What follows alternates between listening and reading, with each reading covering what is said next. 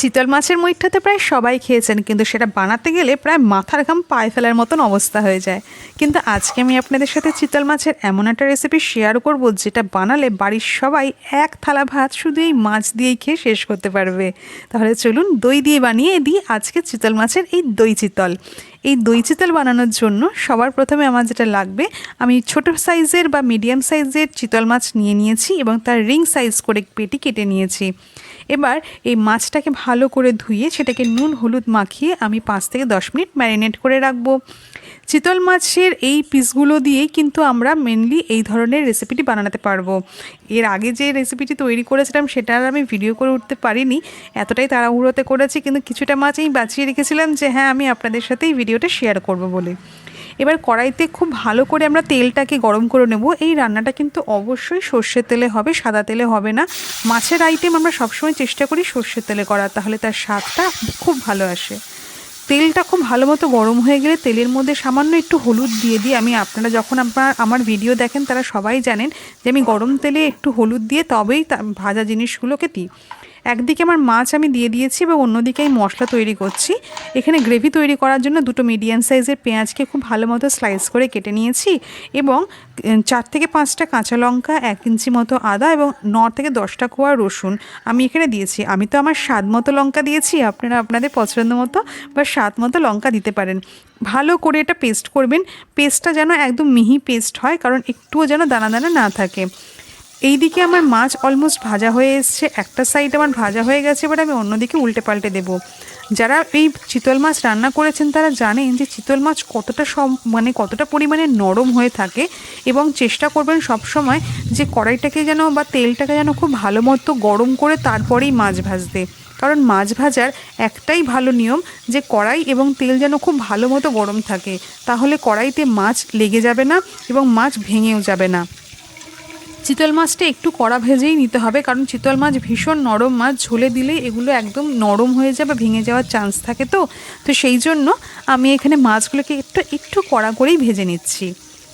তো মাছগুলো আমার লাল লাল করে ভেজে নেব এবং অল্প আঁচে ভাজবেন সব সময়। কখনো চেষ্টা করবেন না যে একটু বেশি আঁচে তা করে দিয়ে ভেজে নিই, তাহলে মাছ কিন্তু পুড়ে যাবে এবং মাছ পুড়ে গেলে পুরো ঝোলের টেস্টটা বা গ্রেভির টেস্ট একদম বাজে হয়ে যায়। তো আমার তো এখানে মাছগুলো একে একে ভাজা হয়ে গেছে, আমি বেশ একটু কড়া কড়া করে লাল লাল করে ভেজে নিয়েছি।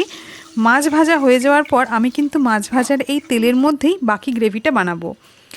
এবার আমি এখানে 4খানা এলাচ একটু ফাটিয়ে নিয়ে ফোড়ন দিয়েছি এবং 2টো তেজপাতা দিয়ে দিয়েছি। আমি কিন্তু ফোড়নে আর কিচ্ছু দেব না। এবার কেটে রাখা বা স্লাইস করে রাখা যে পেঁয়াজগুলো ছিল সেটাকে আমি এখানে দিয়ে ভালো করে ভেজে নেব। ততক্ষণ অবধি আমি পেঁয়াজগুলোকে ভাজবো যতক্ষণ না পেঁয়াজটা একটু ব্রাউনিশ হয়ে আসে বা একটু ট্রান্সপারেন্ট হয়ে যায়, এবং তারপরেই আমি একে একে বাকি মশলাগুলোকে দেব। আমি এই ভিডিওতে আমি আমার যে চ্যানেলে যে সমস্ত রান্নাগুলো দেখাই সেই সমস্ত রান্নাগুলোই কিন্তু ভীষণ সহজ এবং ঘরোয়া উপকরণ দিয়েই বানানো হয়। এমন কিছু বিশাল বাইরের এক্সপেন্সিভ কোনো মশলা কিন্তু আমি এখানে ইউজ করি না। তো পেঁয়াজটা তো আমার এখানে ভাজা ভাজা হয়ে এসছে। এবার আমি এখানে আদা রসুন এবং কাঁচা লঙ্কার যে পেস্টটা আমি তৈরি করেছিলাম সেটা দিয়ে এবার আমি ভালো করে একটু কষিয়ে নেব। খেয়াল রাখবেন মিডিয়াম আঁচেই কিন্তু বা লো টু মিডিয়াম আঁচেই কিন্তু এই কষানোটার চেষ্টা করবেন, কোনো মতেই যেন মশলা পুড়ে না যায়। আমি সবসময় সবাইকে বলে থাকি যে প্লিজ যখনই রান্না করবেন সবসময় লো টু মিডিয়াম আঁচেই করবেন। হাই ফ্লেমে এই রান্নাগুলো কিন্তু করলে মশলা পুড়ে গেলে, একবার যদি মশলা পুড়ে যায় তার টেস্টটা বা গ্রেভির টেস্টটা একদম অন্যরকম হয়ে যায়। একদিকে আমার মশলাটা কষছে আর অন্যদিকে আমি আরেকটা মশলা তৈরি করে নিচ্ছি। যেহেতু আমি দই চিতল বানাচ্ছি, তো সেহেতু যে দইয়ের একটা গ্রেভি হবে, তো দইয়ের মধ্যে আমি হাফ কাপ মতো আমি দই নিয়েছি এবং তার মধ্যে হাফ চামচ হলুদ, হাফ চামচ কাশ্মীরি লঙ্কার গুঁড়ো এবং নুন এবং মিষ্টি স্বাদ অনুসারে নিয়ে সেটাকে একটা খুব সুন্দর পেস্ট মতো তৈরি করে নিচ্ছি। অবশ্যই দইটাকে চেষ্টা করবেন রুম টেম্পারেচারে রাখার, কারণ ফ্রিজ থেকে সঙ্গে সঙ্গে ঠান্ডা দই বের করে যদি আপনি গ্রেভিতে দিয়ে দেন তাহলে তার কুকিং প্রসেসটা একটু স্লো হয়ে যাবে এবং দইটাও ফেটে যাওয়ার চান্স থাকে। অনেকে বলতে পারেন যে দইটা এইভাবে না দিয়ে ডিরেক্ট গ্রেভিতে দিয়েও আমরা কষাতে পারতাম। অবশ্যই পারতাম, কিন্তু ব্যাপারটা হচ্ছে কি বলুন তো, মশলা তো সব একই থাকে, কিন্তু মশলাটাকে ব্যবহার করার বা গ্রেভিতে দেওয়ার বা স্টেপ বাই স্টেপ দেওয়ার পদ্ধতির ওপরেই কিন্তু রান্নার একটা স্বাদ আলাদা হয়ে যায়। তো আমার পেঁয়াজ রসুন এখানে তো কষানো হয়ে গেছে, দেখে বুঝতেই পাচ্ছেন তেল ছেড়ে এসছে। এবার আমি এই যে দইয়ের যে পেস্টটা তৈরি করেছিলাম মশলার, সেটা আমি দিয়ে এবার হালকা আলতো আলতো করে কষাবো। এই যে দইটা আমি যখন দিয়েছি তখন কিন্তু আমার গ্যাসটা একদম লো আঁচে রয়েছে, মানে বলতে পারেন একদম অল্প সামান্য আঁচে রয়েছে। কারণ যদি আমরা হাই ফ্লেমে বা মিডিয়াম আঁচে দিয়ে দইটাকে দিই বা দইয়ের এই গ্রেভিটা দিই, তাহলে কিন্তু দইটা ফেটে যাওয়ার চান্সেস থাকে। কারণ অনেকেই হয়তো লক্ষ্য করবেন যে যখনই গ্রেভিতে দই দিচ্ছেন বা দইয়ের কোনো গ্রেভি তৈরি করছেন, দই ফেটে যায়। তো এই কারণেই হয়। এই যখনই চেষ্টা করবেন লো আছে দইটাকে, লো আছে গ্যাসটা দিয়ে তারপরে দইটাকে অ্যাড করবেন, দেখবেন দই আপনার ফাটবে না।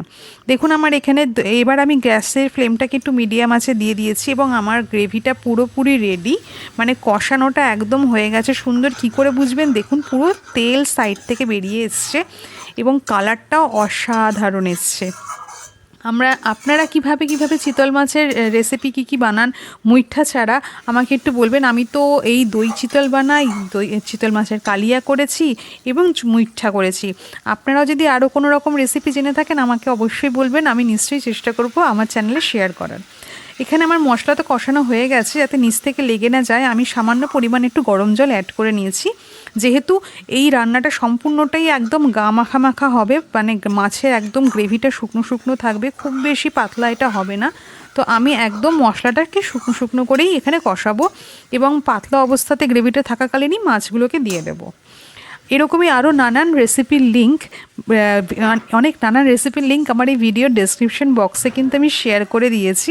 আপনারা চাইলে অবশ্যই এখানে দেখে নিতে পারেন ভিডিও। তার সাথে সাথে এরকম স্পাইসি রান্নার সাথে আমি অনেক মিষ্টি রান্না বা মিষ্টি রেসিপিও আমি শেয়ার করে থাকি, অবশ্যই দেখবেন। আমার মাছ রান্না কিন্তু একদম কমপ্লিট। আমি 5 থেকে 7 মিনিট মতো একটু রেস্টে দিয়েছিলাম, আর দেখুন কি সুন্দর তেলটা ওপর থেকে ভেসে উঠেছে, মানে মশলাটা অসাধারণ কষানো হয়েছে। আপনারাও অবশ্যই আজ এরকমভাবে বাড়িতে মানে রান্না করুন এই মাছের এরকম দই চিতল, এবং দেখুন যে কেমন হচ্ছে। অনেকেই কিন্তু আমাকে কমেন্ট করেন, জানেন আমি সেই কমেন্টগুলোকে পড়ি এবং যথাসম্ভব চেষ্টা করি আমি তাদেরকে রিপ্লাই দেওয়ার। এবং অনেকেই অনেক রকমভাবে বলেন যে একটু এই জিনিসের রেসিপি বানান না, একটু ওটার বানান না। তো আমি কিন্তু সম্পূর্ণ চেষ্টা করি তাদেরকে সেই রেসিপিগুলোকে বানিয়ে দেখানোর। আমার দই চিতল একদম রেডি গরম গরম ভাতের সাথে। আপনারা আজকে অবশ্যই ট্রাই করুন, ট্রাই করে আমাকে কমেন্ট বক্সে জানাবেন যে কেমন হয়েছে। আপনারা আর কি রেসিপি দেখতে চান সেটাও আমাকে কমেন্ট বক্সে লিখে জানাতে পারেন। ভালো লাগলে ভিডিওটাকে অবশ্যই লাইক করবেন, যদি ভালো না লাগে ডিসলাইকও করতে পারেন, আমার কোনো অসুবিধা নেই।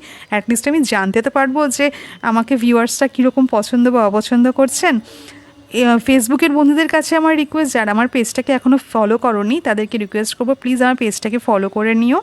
আর যে সমস্ত ভিউয়ার্সরা এখনও আমার চ্যানেলটাকে সাবস্ক্রাইব করেননি তাদের কাছে রিকোয়েস্ট, আমার চ্যানেল এসটি অফিসিয়াল বেঙ্গলিকে অবশ্যই সাবস্ক্রাইব করে নেবেন, যাতে আমি আরও অনেক নানান রকমের ভিডিওস বা রেসিপি আপনাদের সাথে শেয়ার করতে পারি। আমার এই ভিডিওগুলো যদি ভালো লাগে তাহলে অবশ্যই প্লিজ শেয়ার করবেন, যাতে আপনারও বন্ধু বা আত্মীয়রাও এরকমভাবে আরও রেসিপি তারা যেন জানতে পারেন, দেখতে পারেন। এবং কমেন্ট করবেন যে আপনারা কোথা থেকে দেখছেন। আজকের মতো তাহলে আসি, দেখা হবে এরকমই আরেকটা রেসিপি নিয়ে। টাটা।